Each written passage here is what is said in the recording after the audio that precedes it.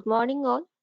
Today we have Dr. Tanuja Nigam from National Institute of Oceanography, Goa, to deliver the lecture on the topic entitled Understanding the Upwelling Process and its Associated Variability over the Indian Ocean.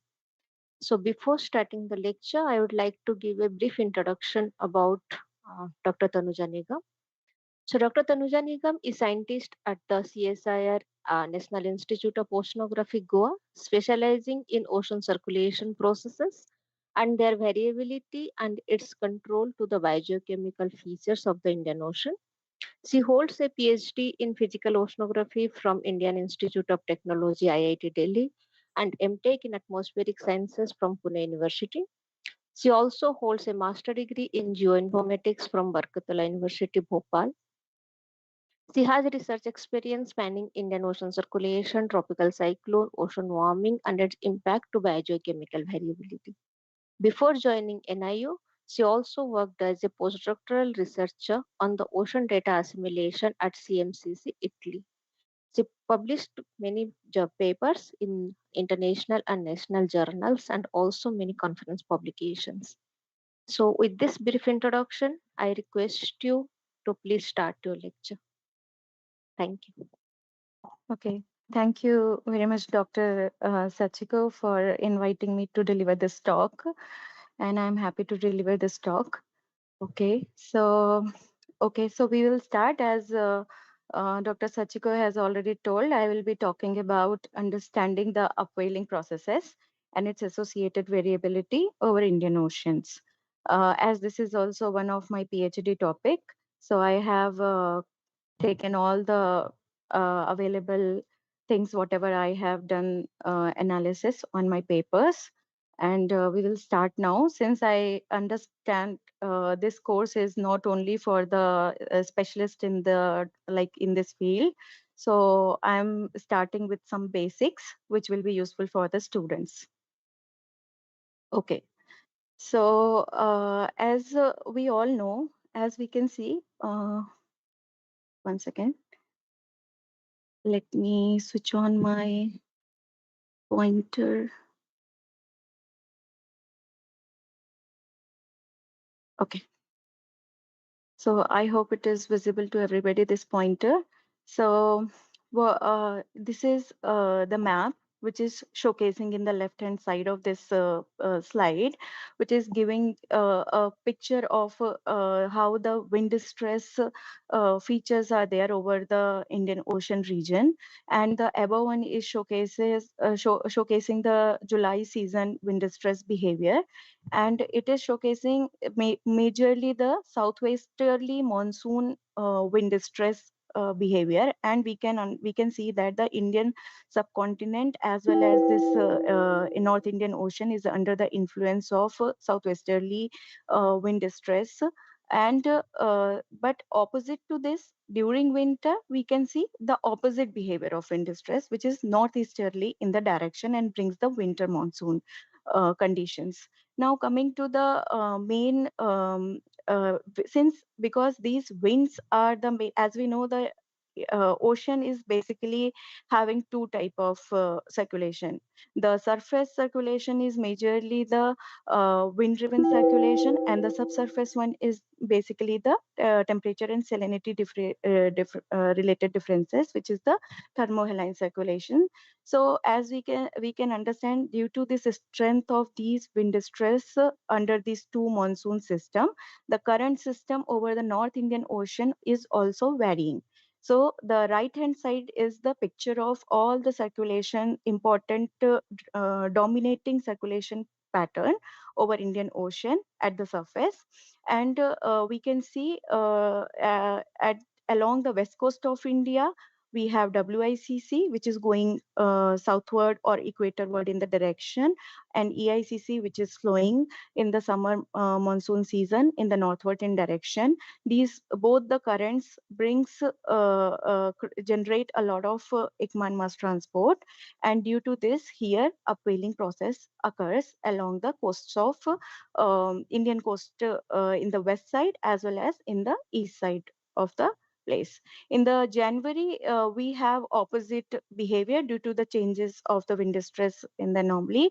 Majorly in January, due to the like upwelling, favorable wind stress is not present, and Igman transport is not happening in the upwelling favorable direction. So here the downwelling occurs. Okay, so now we know that due to the influence of different reversing wind stresses, we are getting some coastal upwelling phenomena along the Indian coastal regions, along other coastal regions also. So we can understand how these upwelling processes are happening. But what types of upwelling occurs along Indian Ocean regions? So we have three different types of upwelling which can be experienced by the Indian Ocean regions. One is the coastal upwelling, another one is equatorial upwelling, then third one is the cyclone induced upwelling. So here, as you can see in the left-hand side, this is showcasing the coastal upwelling and downwelling schematic diagram. And here, what we can understand as if we have any eastern boundary, along any eastern boundary, if wind is equatorward or southward, then it will take the Igman mass transport offshore in the direction. And when it happens offshore in direction, then along the coastal boundary, there will be a surface divergence, and due to this surface divergence here mass disbalance will occur, and the subsurface water masses, which is much colder and nutrient rich, will come up to the boundaries, and it will take the space of at the surface. Since this particular water is nutrient rich and colder, it can affect the regional weather system, as well as it gives a lot of productivity, because now this nutrient which has been brought by the subsurface regions is available in the euphotic zones. And the downwelling process is just opposite to that, and as it is represented in the below schematic diagram. Now coming to the equatorial upwelling, as we know that along the equators, the major dominating wind system is the trade wind system, which is going westward in direction. So here, you under the influence of these trade winds, the offshore Ekman mass, this off equatorial mass transport will occur, and due to that, here the mass disbalance will occur. And as we can see, this vector, this is bringing the colder subsurface water at the equator, and it is create. This is the way how equatorial upwelling will be caused, and it will also will be associated with nutrient enrichment in the euphotic zone. For cyclonic upwelling system, as we know, the cyclonic wind system is anti-clockwise in the direction, and under the influence of this cyclonic wind stress, we will have a low pressure at the center, and the Ekman transport will be outward from the center, which will generate an mass disbalance in this region.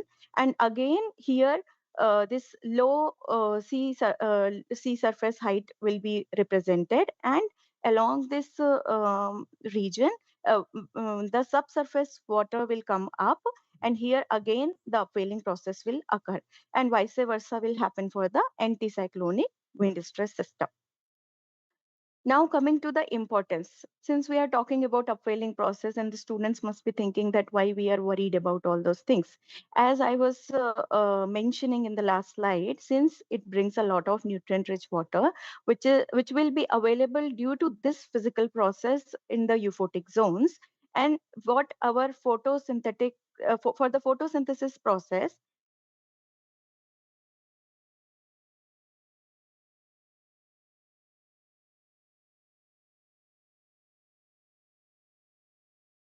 so, for that purpose, this upwelling process is crucial phenomena, and it helps to establish or nurture the marine productivity in different coastal regions as well as open ocean regions.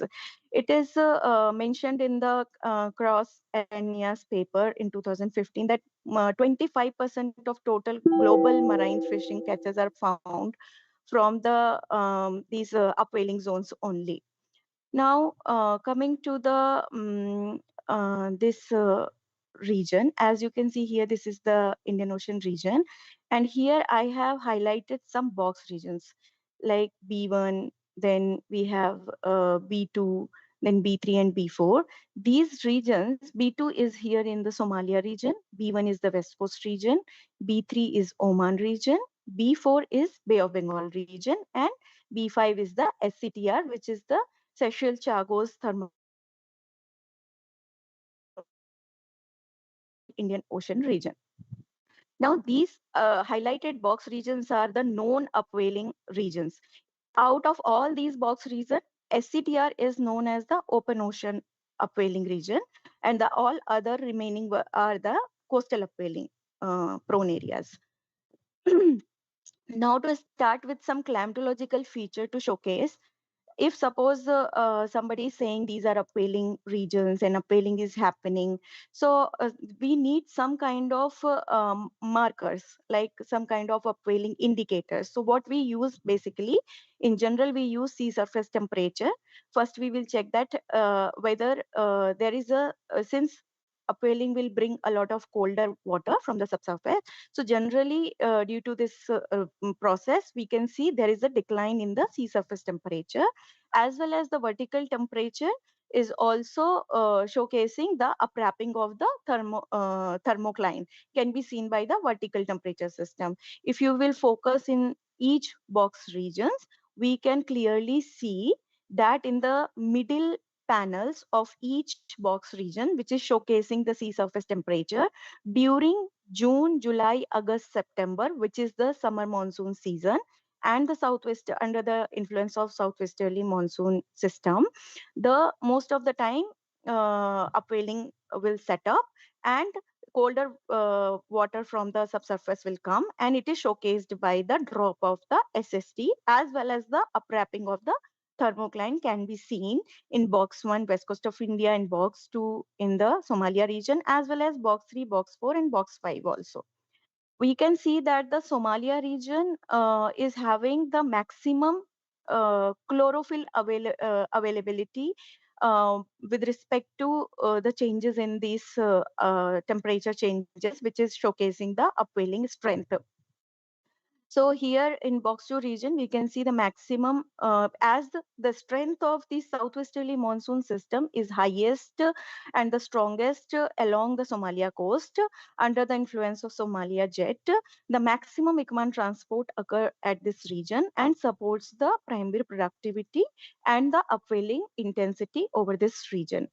Uh, Coming next to all these things, the prior studies which has been earlier done in this field has discussed a lot about how this process will set up, how the monsoon wind system will affect these things, and the monsoon is also going to be affected because of the available colder water due to upwelling process.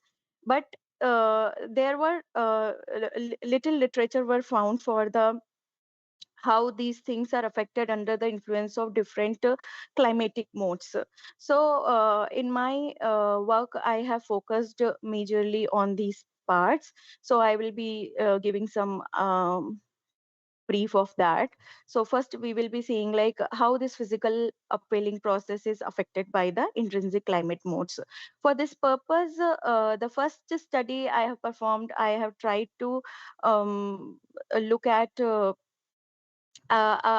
this purpose, as I said, upwelling process is can be studied by different data sets, which is coming from the satellites, which can come from the in situ data sets, which can also come from the modeling or reanalysis products. So here, the particular method what I have utilized, I have majorly utilized for studying these things because vertical process is involved, so satellite data will not be sufficient to understand the vertical process. So for the vertical understanding, I have utilized the bioargos, I have utilized the model 3D ocean models, as well as for understanding the surface feature, I have utilized models as well as the satellite data sets. So coming next to that, as I have mentioned, I have utilized a model which is regional ocean modeling system. And the very first analysis, I just framed like I have run the model for an interannual period of 1990, from 1995 to 2010. And what I have used for to force my model, as the wind is the important forcing for getting this upwelling, I have utilized the droplex datasets. And I utilized other data sets because other forcingers are also important: net heat flux, freshwater flux, and these things I have utilized from the ERA interim data. After setting up my model, when I run the model, I had checked the behavior of SST behavior for this whole period over these important three upwelling regions. So here above one is the west coast of India, below one, middle one is the Somalia, and below one is the Oman.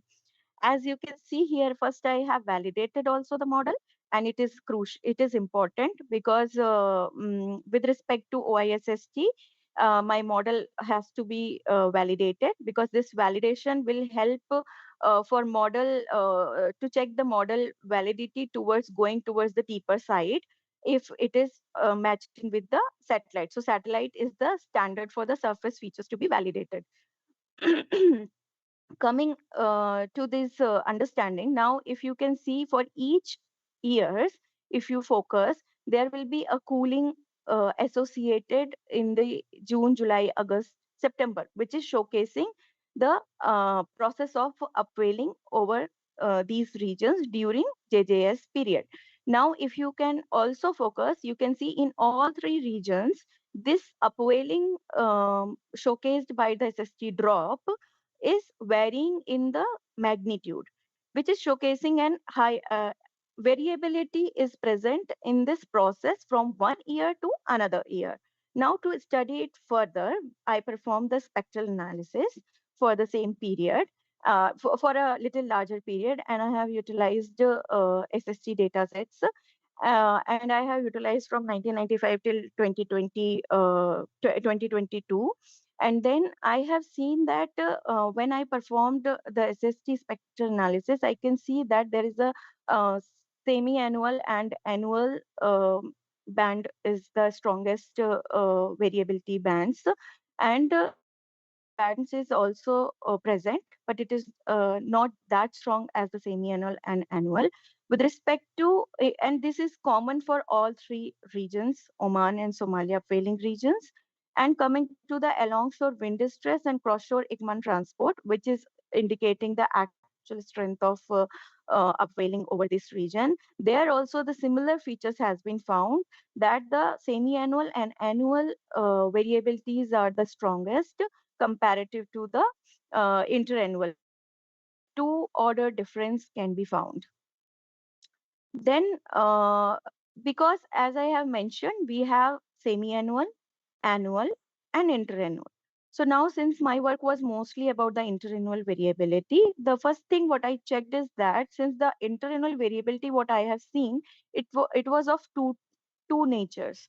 Like one was falling under 2 to 2.5 years variability, and another one was like 3 to 7 years variability. So for that, I since these variations and this periodicity matches to the Indian Ocean dipole and the El Nino, and as we know that these modes are the dominating modes for for changing the SST in Indian Oceans.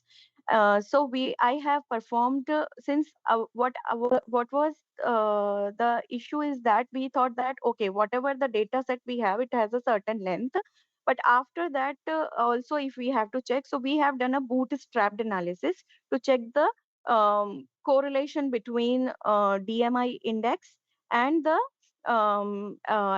SST of these regions, how this DMI is impacting the overall SST or controls the SST, and how the ONI controls the SST. As we can see along the west coast of India and other places, there is a strong positive correlation values are present, and it can be seen that the DMI has the stronger correlation comparative to the ONI along the west coast of India, whereas for the western margin regions, we have better correlation in for the El Nino comparative to the IOD cases. Now, to further verify it in terms of the forcings, we performed a composite analysis. And in the composite analysis, what we can see here, the left hand side, the first one is the climatology of temperature, SST. And here we can see that we have a strong cooling behavior here. And during JJS, during the El Nino years, and here this is the PIOD years, and here these are the composite or compound events which is consisting El Ninos as well as the positive IODs event. Then we have found that majorly the west coast of India is majorly impacted by IOD, whereas in the Somalia region we have stronger influence due to El Nino, whereas for Oman region, the maximum influence is under the composite events, and it is supported by associated wind stress features, which is also represented in the next plot. So, coming to the okay, so we have understood from interannual variation that there is a significant variability present year to year is present. Then we have find out okay what kind of variabilities. Then we found okay and semi-annual, annual, and interannual. For the interannual to have a better understanding, since the periodicities we have found, so we have interrelated it with the IODs, and we have interrelated it to the El Ninos and respective behavior we have studied. One more study we have performed where we wanted to understand the mechanism of, since we have seen in the last study that IOD was much more impacting to the west coast of India. So now to understand, as the west coast is the region which is Indian coast, and the fisheries and the other marine productivity features is getting harmed because of some reason, will be much more connected to the Indian economy. So we wanted to understand this dynamics in much more detail. So for that purpose, we have performed one more analysis to understand the during IOD years how the upwelling along the west coast of India is impacted. For this purpose, if some of the student doesn't know what is Indian Ocean Dipole, let me try to explain to them. So here, Indian Ocean Dipole is nothing, but it is a kind of dipole identified in the Indian Ocean regions, where in the eastern Indian Ocean, there will be surface cooling can be seen, and in the western region, we can see the strong warming, which is showcasing that here actually the strong upwelling will occur near Sumatra region due to the easterly wind system, and under the influence of that, this cooling is happening. And due to this kind of surface SST behavior, we will have a surface flow direction coming from the Sumatra region towards this western IOD box regions. So this is the way how we define positive IOD phenomena, and opposite to that is known as the negative IOD phenomena. And this particular IOD phenomena are basically calculated by an index which is called DMI index, dipole mode index, where we take SST anomalies of west box mean over this box, and then we subtract it to the SST anomalies mean over the east box regions. Coming forward, so we calculated DMI index for the from year 1982 till 2010. Then we found all the important strong years. As we can see here, the threshold value is 0.45 degrees centigrade, which is showcasing a DMI value. And whatever the years has crossed the threshold value of positive IOD has been highlighted here by the red color graph.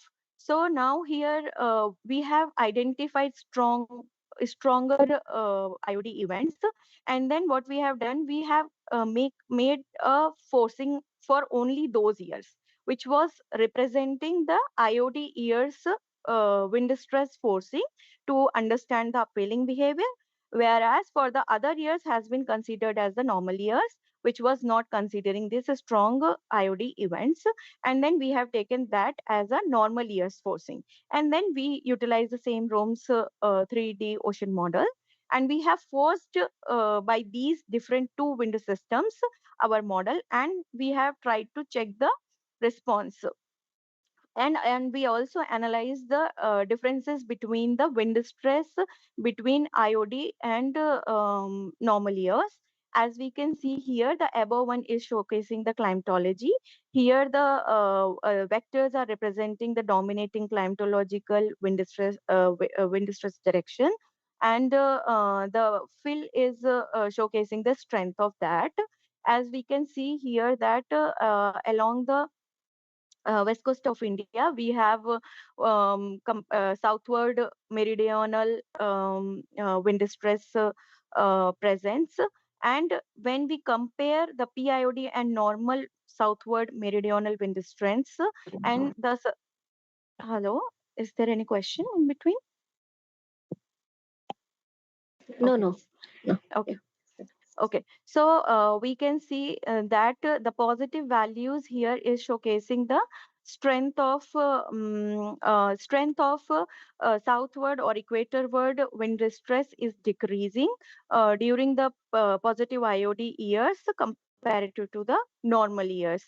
Now, coming forward, now okay, since now we have two experiment. One was forced by the IOD winds, IOD related forcings, and another one was the normal years.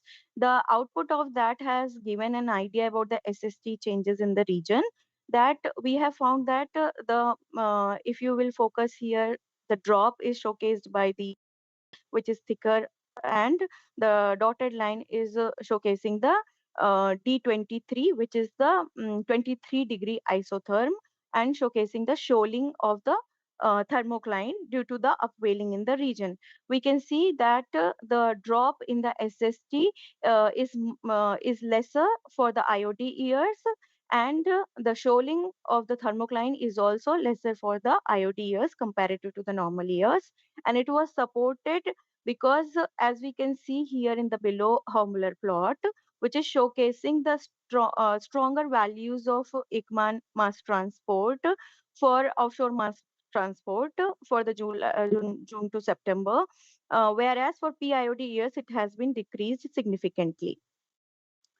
Now, to check the vertical temperature behavior during IOD, we have found if you can directly focus to the below panel, then we can see here the differences here is showcasing during positive IOD years. The from July and August is the strongest one.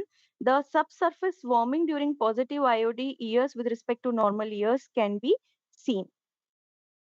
Now, since we have understood that during these only IoT related forcing is trying to decline the um, upwelling intensity over this region, definitely it might be having impact over the nitrate availability in the region. So here we have utilized this nitrate concentration data from GEMSEC, and then we have studied, and we have really found that the surface availability of nitrate has declined in August, September, and October. If you will see, the maximum decline can be seen in the October and September with respect to the normal years, and it has affected the primary productivity of that region, which has also been verified in the study. Now, we wanted to understand it much more in the mechanism perspective. So we calculated the mixed layer heat budget. And for the mixed layer heat budget, this is the general formula for students I am just explaining. So here, this is the temperature tendency or rate of change of temperature in the mixed layer region. And here, the first term is called net heat term, where we are calculating with respect to the net heat and the penetration because of the availability of high chlorophyll, how much it is getting penetrated within the mixed layer. this term will be calculated. Then the contribution from the advection term will be calculated, and the contribution from the vertical entrainment and detrainment term will be calculated, and the other processes will be considered as residual. This residual is basically, suppose if you are taking some data set which doesn't have much high resolution, which cannot solve some of the processes which also takes part in the changes of the temperature in the mixed layer, which will be coming under residual, like ADs and other things. So here, coming forward, now this is the analysis results. So here what we have found is that if the above one, if you will see, it is showcasing the normal years. Then the middle one is the PIOD years. So what we have seen here, red color is showcasing the net heat, and here the residual is showcased by blue color. Purple color is the vertical entrainment term, which is talking about the entrainment and detrainment. Based on its direction, it will be told like it is entrainment or detrainment. So as we can see here, the July to August time, even up to November, if you will see, continuously we can see there is an increment in the net heat cases for the normal years, whereas in the PIOD, the contribution of the net heat was much lesser. But what it is representing is that in this region, the net heat during positive IOD is not trying to warm it. So what we have got, the warming in the surface features of SSD, that is not contributed due through the net heat forcing. It is because it is also trying to basically cool the region. So now we have to understand the other regions, whether it is advection or it is entrainment, which is playing an important role. So it has been seen that the vertical entrainment term, which is purple in color, was getting stronger, much stronger for the PIOD years than the normal years. And it can be seen much clearly here in the below plot.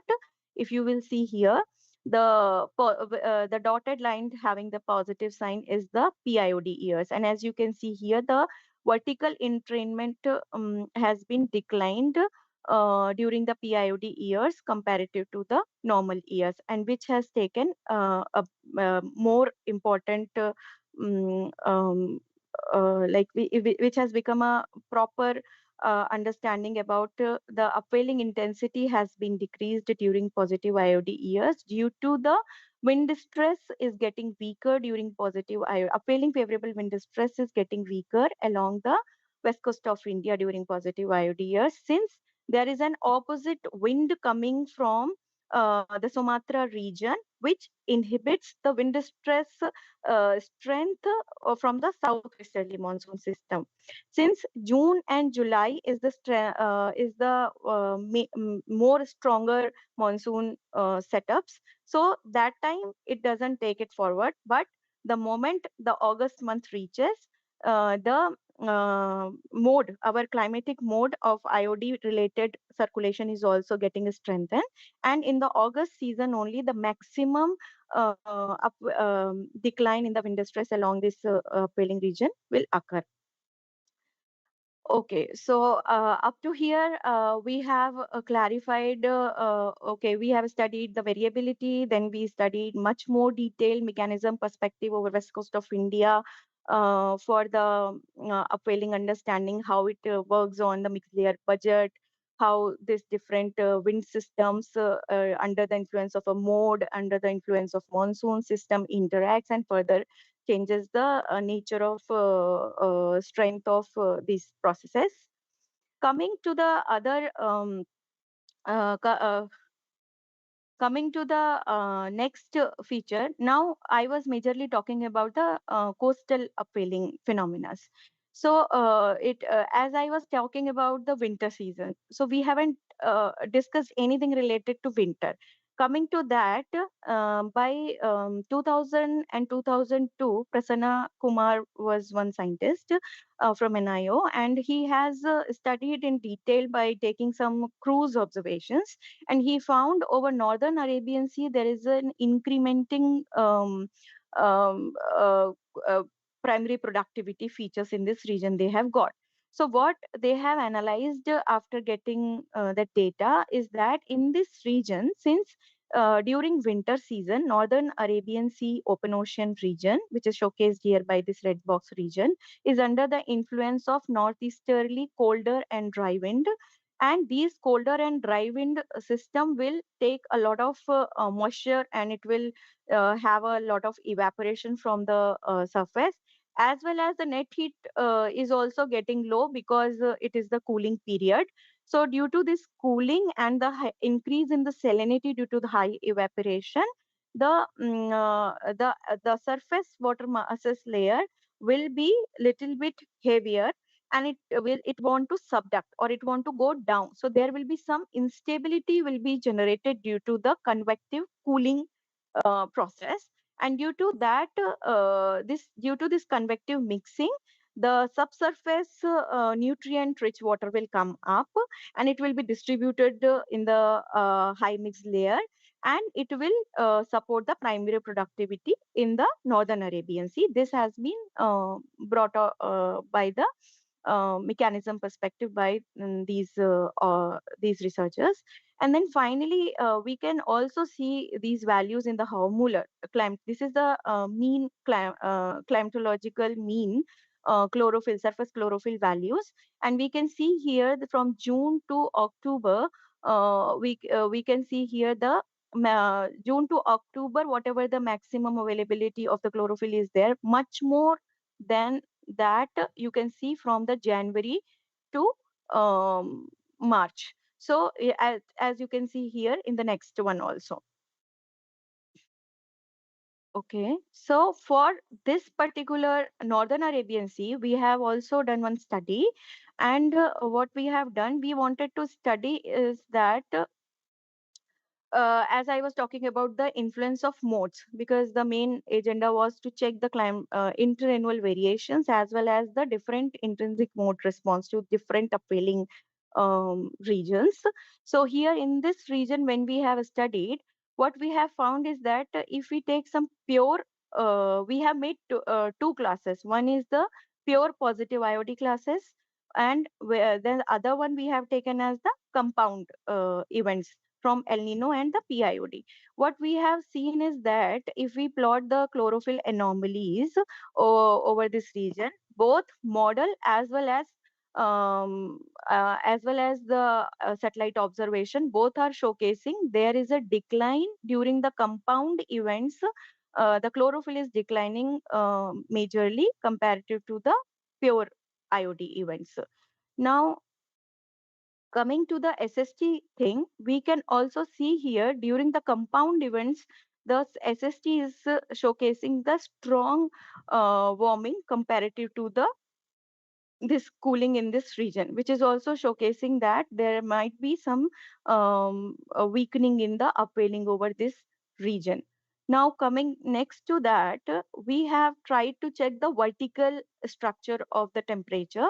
And then the vertical temperature distribution has showcased that during the positive IOD events, so we can see the cooling is starting from 160 meter depth till surface, whereas up to 160-meter depth, there is a subsurface warming can be seen for the compound events in this region. Then we also wanted to see only DJFM related chlorophyll in the vertical in direction, because as you know that subsurface chlorophyll maxima will sit in the down. And this how, because we have seen a strong warming all over the column up to 160 meter, we wanted to see that how much chlorophyll has been impacted in the subsurface column. Then we can see here in the compound events, there is a decline in the overall water column in the chlorophyll value, not only at the surface. As well as we can see here, the nitrate availability has been also hampered in the DJFM during the compound events. Then to further analyze this by understanding is that we wanted to see that, because as I mentioned that MLD is the main incrementing MLD depths, and this convective mixing is the major reason for this availability of nitrates in this region. So we wanted to check that whether this MLD, how is the MLD behavior and how is the why it is getting down. So as you can see here in the down here, we have a strong weaker anomalies in the MLD for the compound events comparative to the pure IOD events, and it is supported by the strong stratification due to the strong warming in the region. And further to understand this in terms of this convective mixing, because the convective mixing will be supported by two important factors. One is that, as I have mentioned, that due to the winter period, it was already cooled down. So the net heat response is the one crucial factor. And the another one is the strength of wind. Strength of wind, which is the dry as well as colder in nature.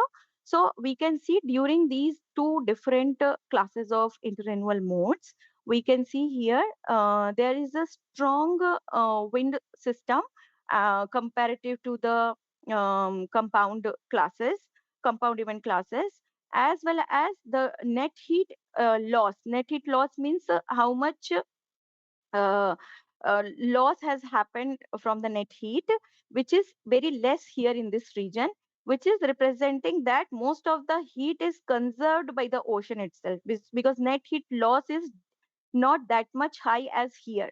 So now understanding this has been generated, and then we have formulated the overall mechanism as a schematic diagram, which is going to be represented here.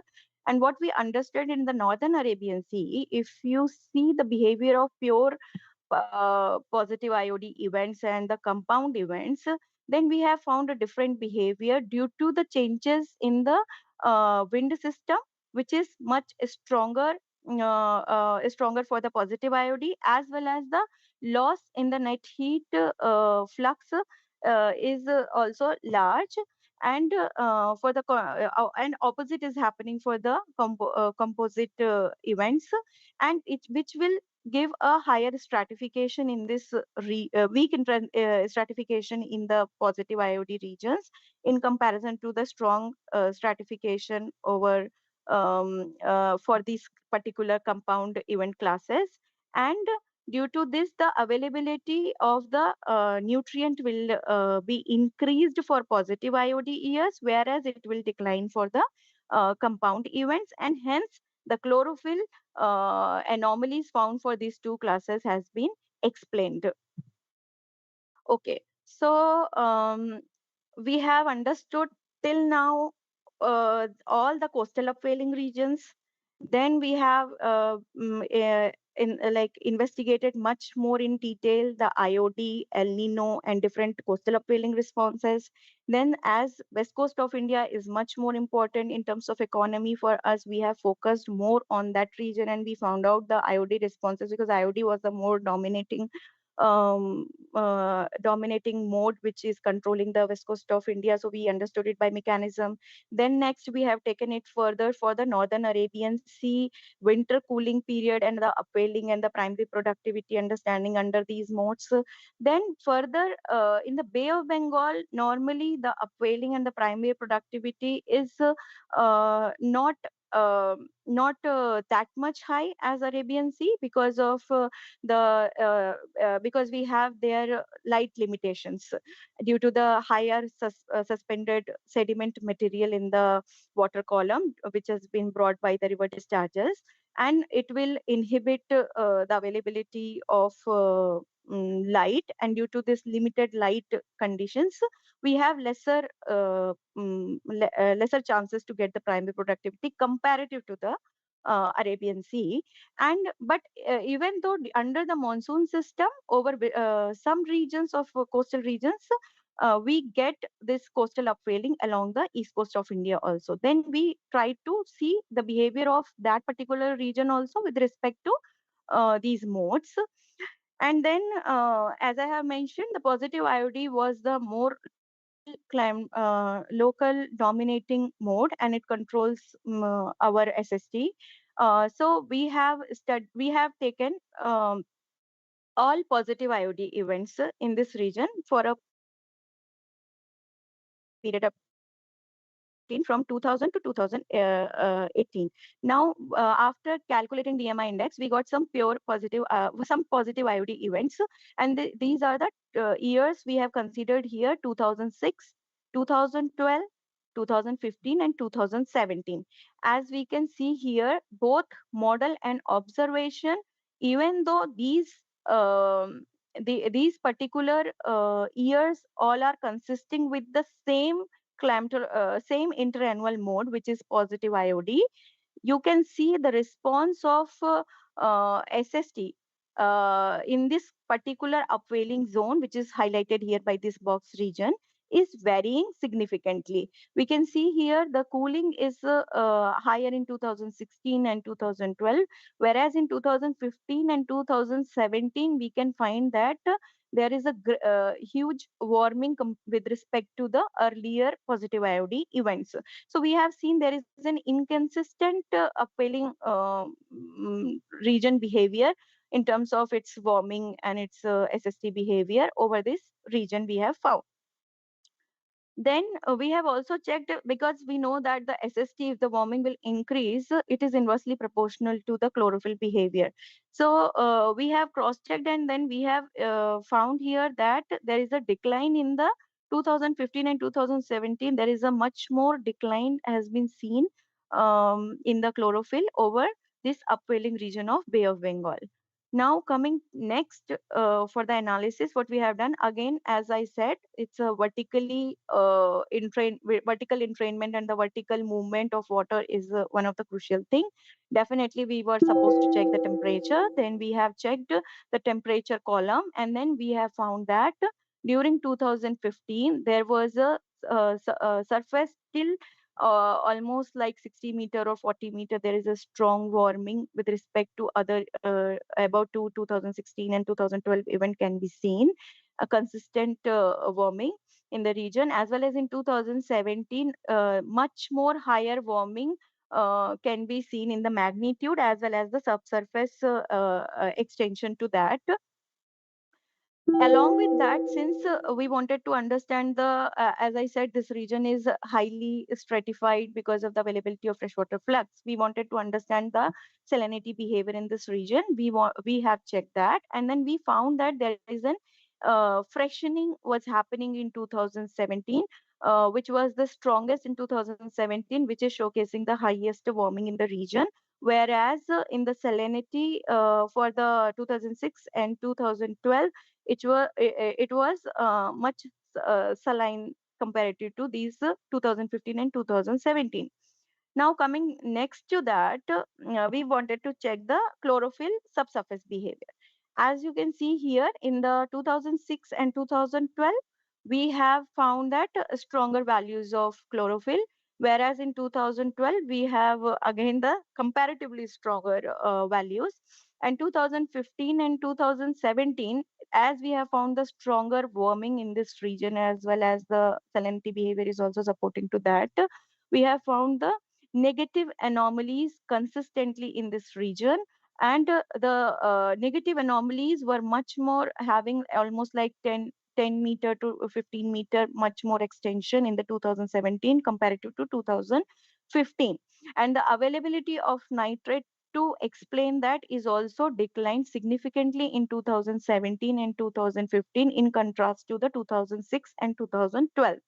Coming next to that, if you will if you will see the precipitation anomalies, because we have found here the in the earlier slide I have mentioned about the freshening in the region, and freshening in the region will be explained by the precipitation as well as the river discharge. We were not having very good data set for specific years of river discharge. We cannot analyze that in much detail, so we have utilized the precipitation direct flux, and then we have seen that the highest precipitation has been received during 2017 and 2015 in contrast to 6 and 12, which has explained the reasoning of freshening to some extent other than the river discharge values.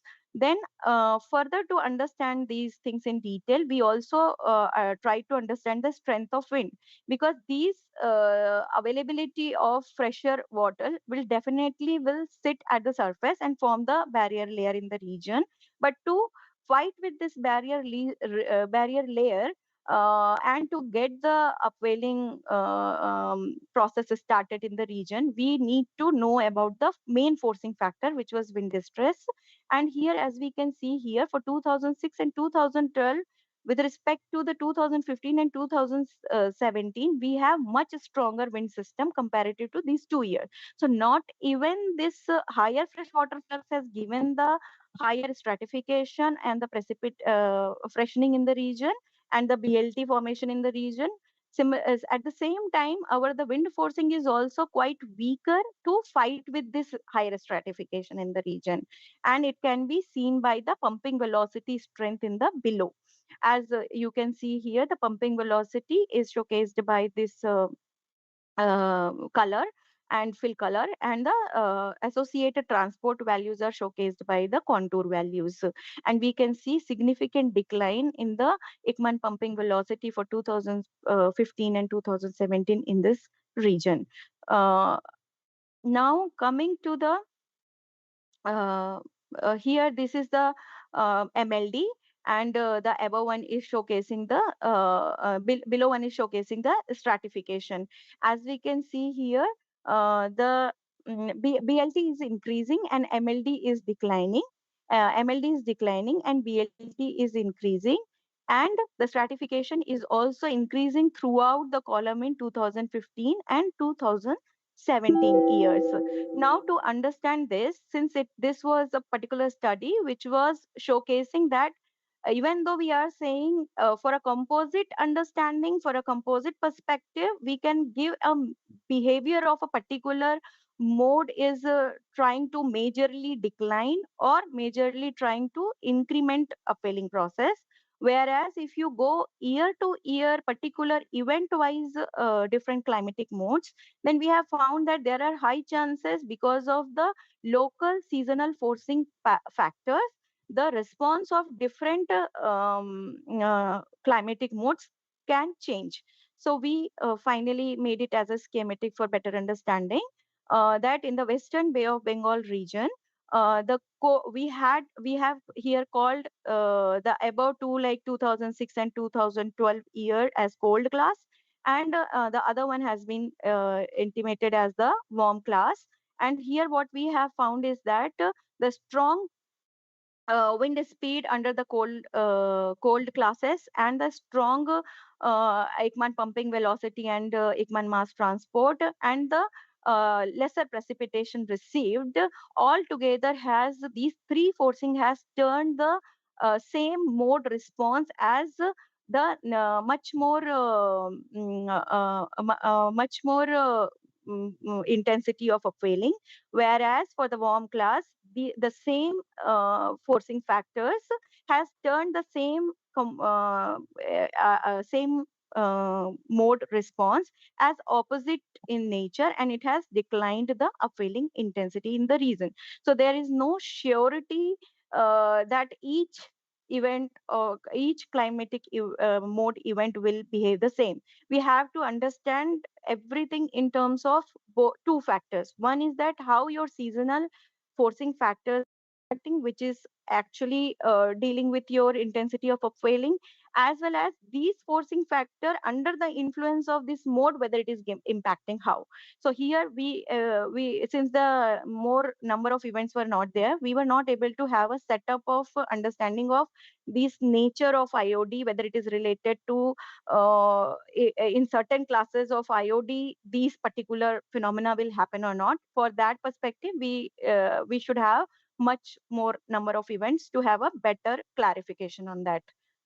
So finally, as we had a detailed discussion, and now time is 11:53, we had a lot of discussion over different coastal upwelling regions, as well as we had a discussion over open ocean upwelling region as Northern Arabian Sea during winter.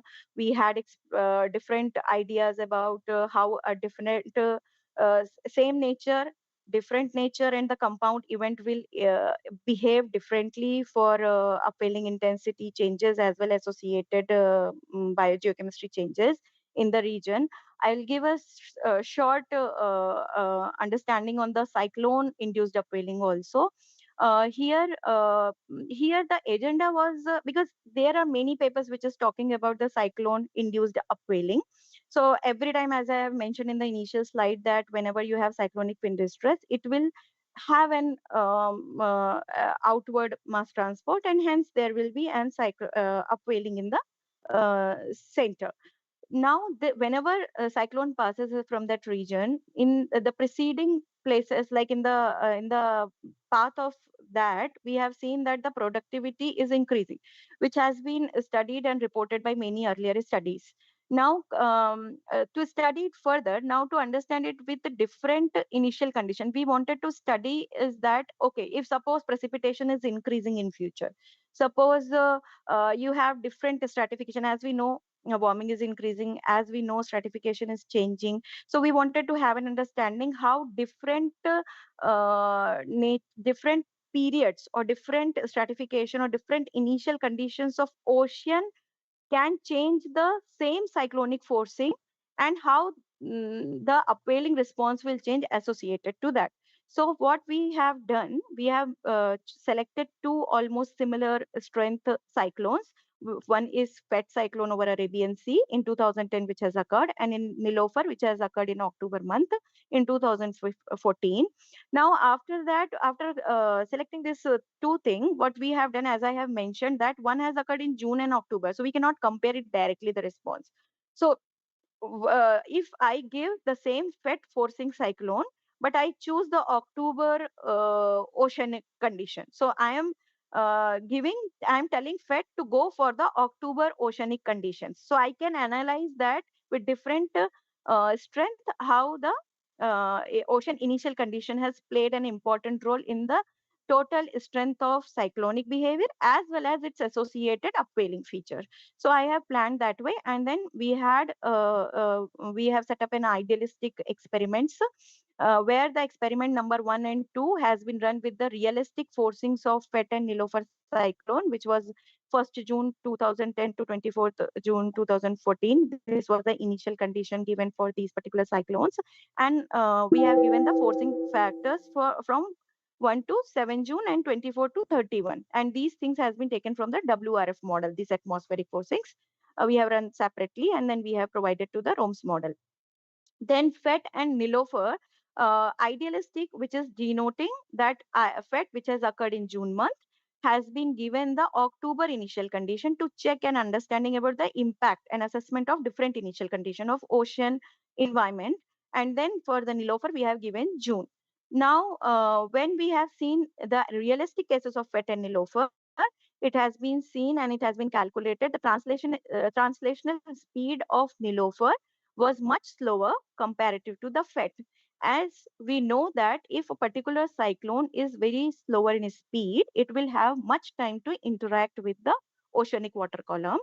And due to that, if you calculate the isopycnal displacement happen due to this interaction of slower or higher translational speed, which will be calculated based on the wind distress, cyclonic wind distress, and the translational speed, which is represented here by UH.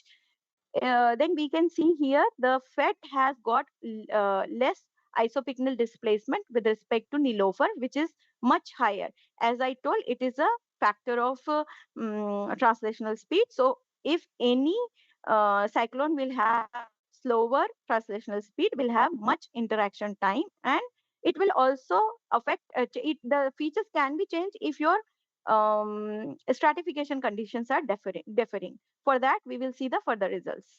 Now, coming to the realistic cases, we have also checked the MLD and the diffusion. Diffusion, which is the showcasing the how the mixing processes is happening. So, diffusion coefficient magnitude will represent that. So, MLD and diffusion has given an idea that whatever the cyclone related mixing was there. So, one thing also I need to mention here to the students is that cyclone related cooling is not only happening because of the cyclone related upwelling.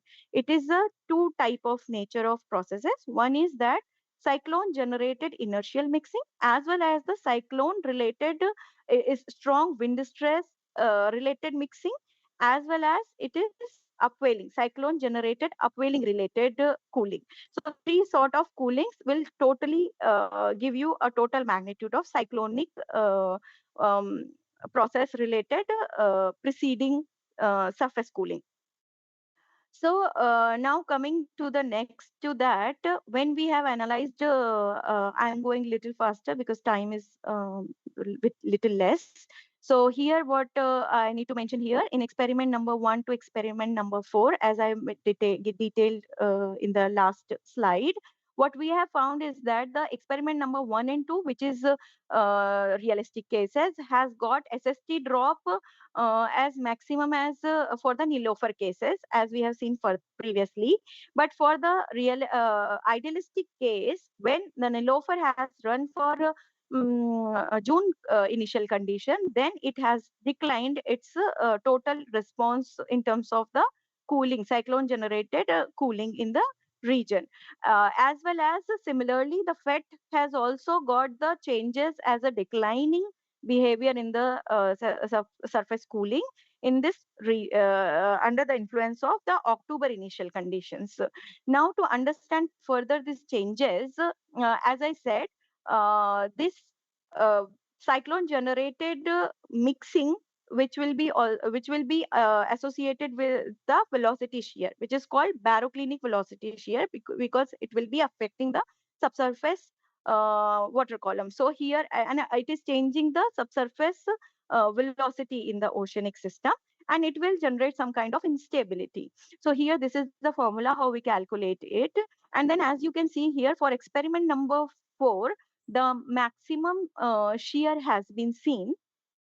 Maximum shear can be baroclinic shear can be seen, and which is telling that the Nilofer is the strongest. Not only for that, it has been seen that for the experiment number 2, even it is going much deeper for the experiment number 2, which is the realistic Nilofer case. And we can understand this strong vertical shear presence has given the maximum cooling offered for the realistic case of Nilofer, as well as even though it has declined with respect to experiment number 2, but since it is higher than both FET related forcing, so there's a strong shear under the influence of the inertial oscillations in this region will also give the higher cooling in this region.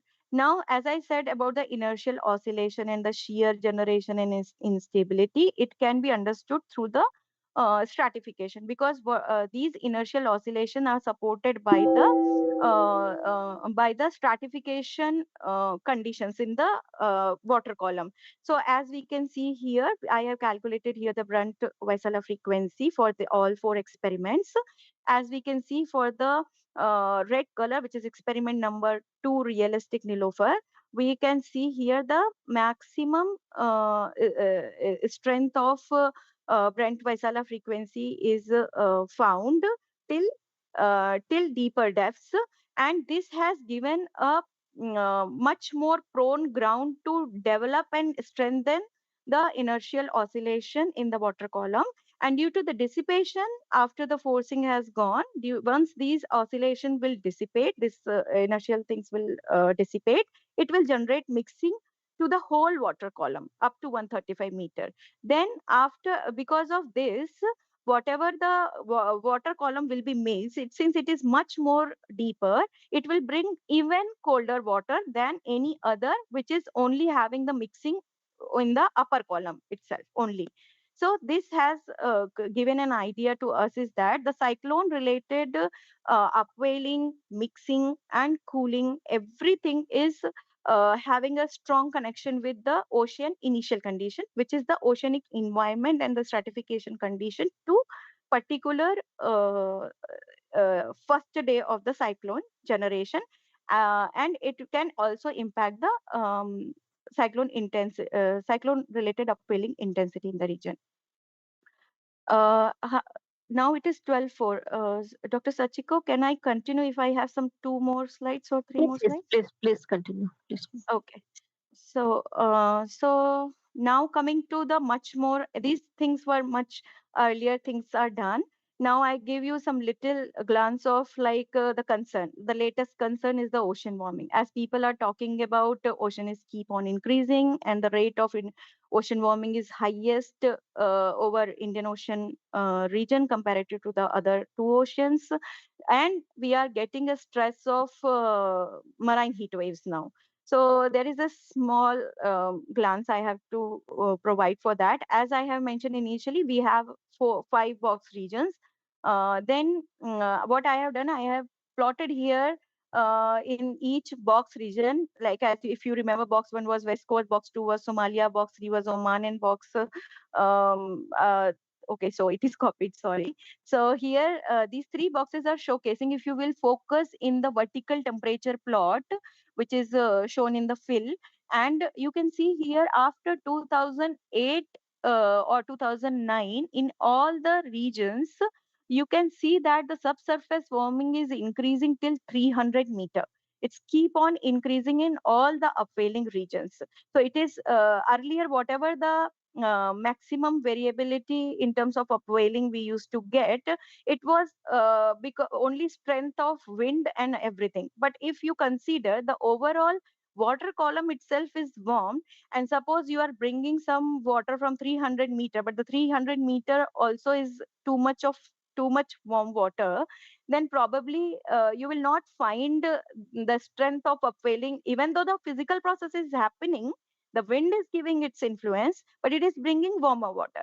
Similarly, if you will focus on the box two, and if you will see the 2014, in some region, if you will see this, it was cooler in the some earlier time, which was, but if you see the next months of that, immediately it has been brought. The much more warmer water, which was subsurface warmer water, was brought due to the upwelling process at the surface. So instead of getting cooler water because of the subsurface intense warming, now we are getting much more warmer water. So sometimes when we take the whole data set, we don't get an idea, and we think that the upwelling is declining. But it is now the matter of two different physical forcing. One is the subsurface warming, and another one is that the wind may not be declining. Wind might be doing all the possible thing, whatever was supposed to bring the subsurface water.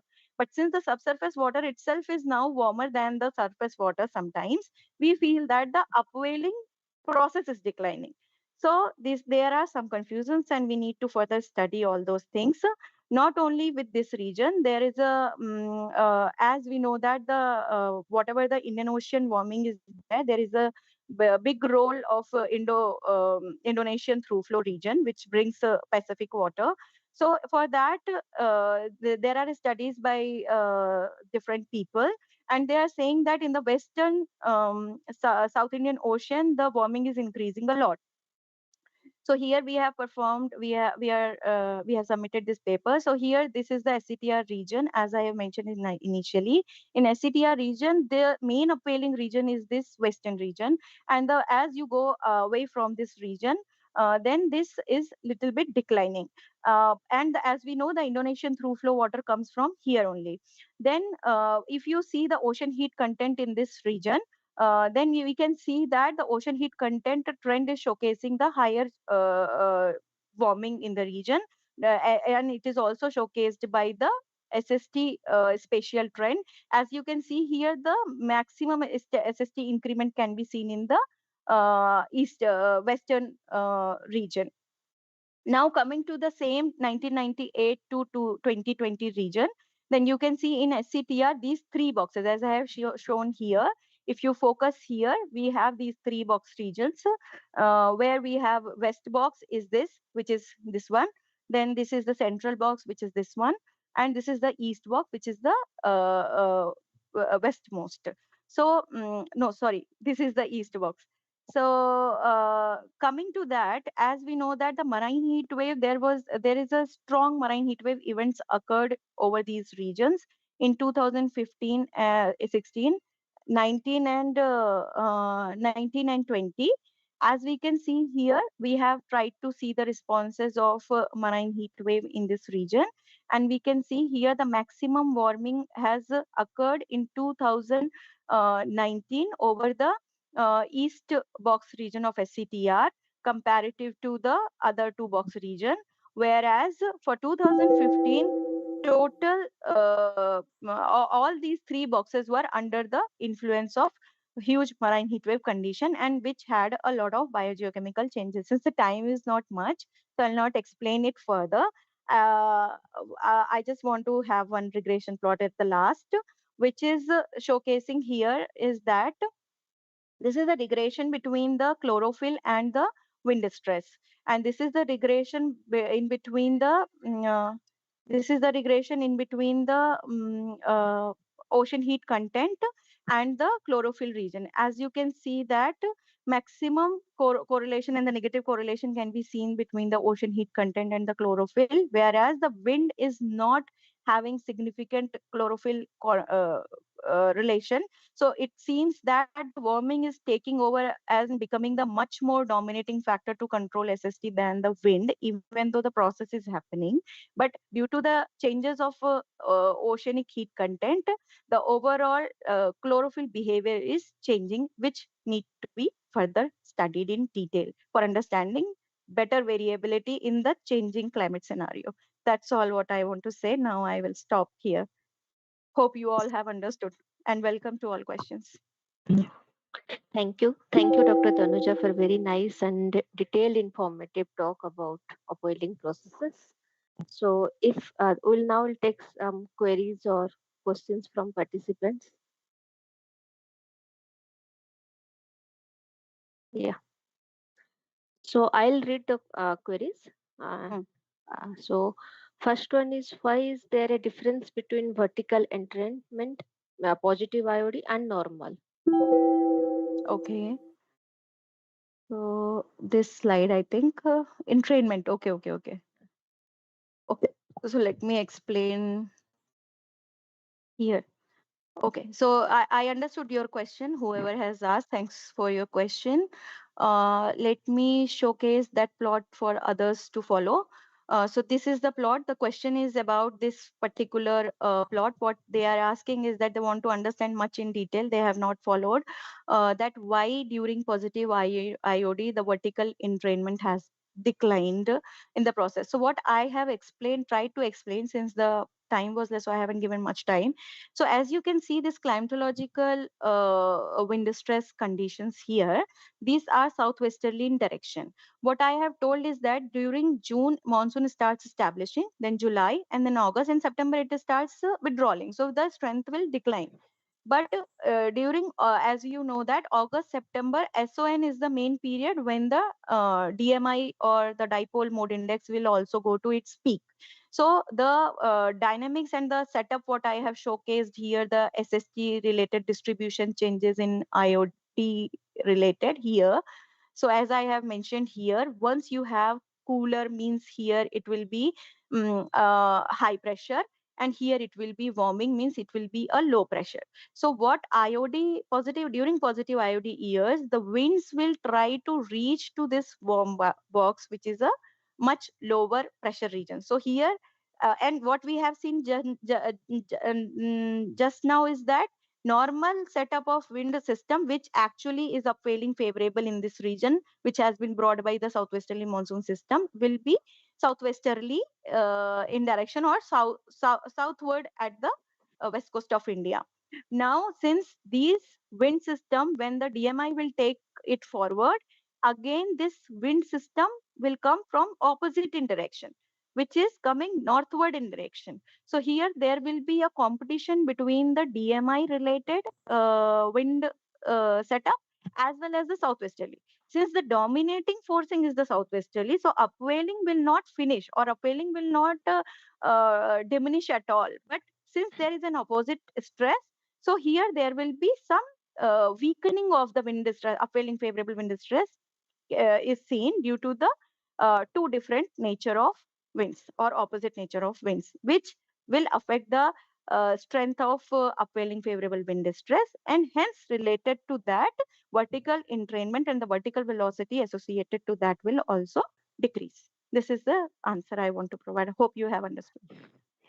Next question is, what is ONI and DMI? Okay, ONI and DMI. So DMI I have explained, ONI I will explain. So I don't have any current plot to showcase ONI, but ONI is the Ocean Nino Index. As I have explained, DMI, Dipole Mode Index, is nothing but an index to understand whether a particular year can be identified as Indian Ocean Dipole event or not. Similarly, ONI, Ocean Nino Index, will be utilized to understand whether a particular year is a El Nino year or a La Nina year. So normally positive values of ONI represents El Nino, and negative value of ONI represents La Nina.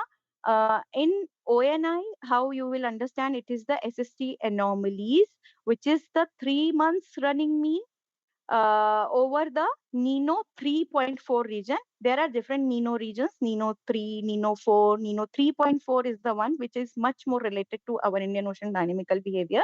So we always take Nino 3.4 region, which is 5 south to 5 north and 120 west to 170 west. So I hope you have understood and you can go much more in detail for that. Yeah. Our next question is what is thermocline depth? Along with that, what is like BLT and MLT? Thermocline depth, Okay. BLT and MLT. Okay, so thermocline is very kind of easy concept. As we all know, for the temperature variation in the ocean, vertical column, when you go deeper down in the ocean, you will see the cooling behavior, because your net heat forcing, which is the main forcing for water to get warm up, it is going up to certain region, the light will go certain region and then it will stop. So you will have much cooler water in the deeper in the ocean. So you already have a curve which is declining. Now whenever this decline is happening while going down in the ocean, there is a sharp decline. Whenever there is a sharp decline in the temperature with respect to depth is happening, that slope of temperature particular depth will be called as thermocline, and it will vary with respect to different changes of temperature at different regions at different seasons. So whenever you will see any thermocline, it will always, the depth of thermocline, suppose it is 10-meter now, so it may go uh, 50-meter if you have higher mixing. So normally thermocline will be just below mixed layer finishing. So mixing will happen, then the thermocline will come. So if you have more mixing, your thermocline will be deeper. If you have less mixing, your thermocline will be shallower. As upwelling is a process which takes the water upward, so it brings the colder water upward, then the contrast of one to another layer, which gives you a sharp cline, will increase, and hence the shoaling of thermocline can be demarcated as the upwelling process indication. Thank you. Oh, okay, sorry, I Yeah. forgot. The question was about BLT and And MLD also. Huh. So MLD, as I was discussing about MLD, is the mixed layer.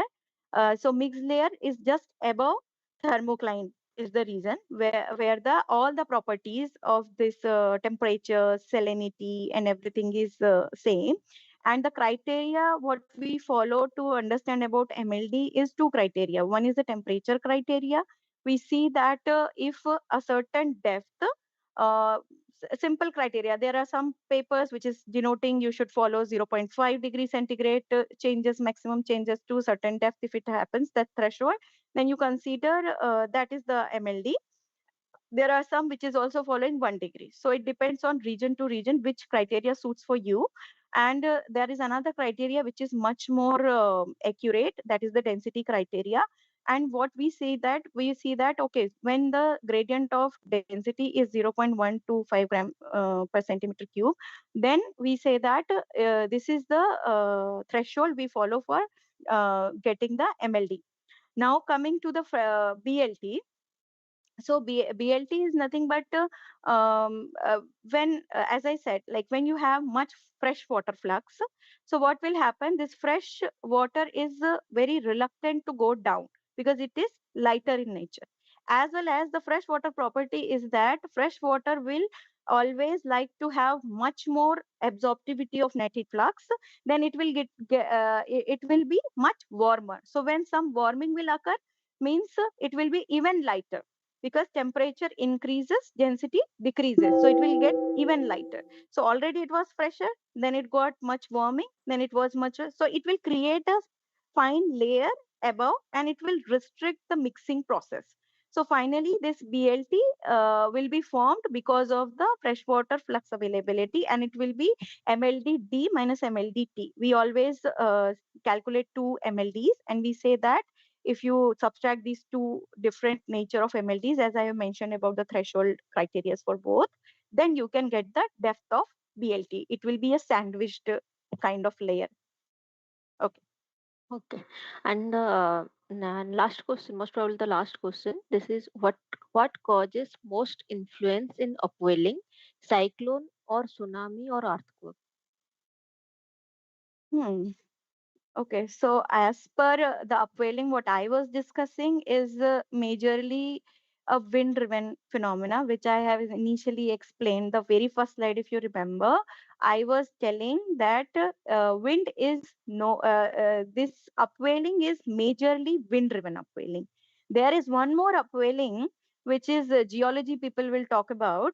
That is coming from the mental, the upwelled magma or something, which is different, which is like kind of different idea about that. This particular upwelling, what I am talking about, which is bringing the upwrapping of thermocline and all, that is a wind-driven process.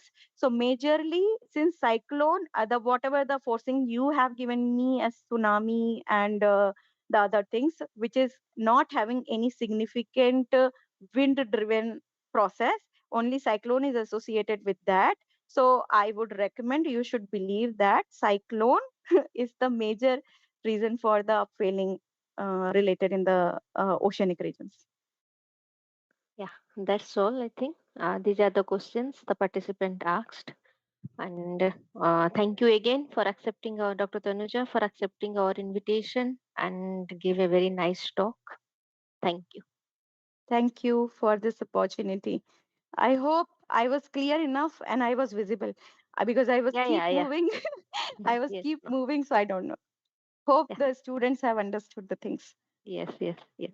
Yeah. Okay, Thank you. thank you. Thank you.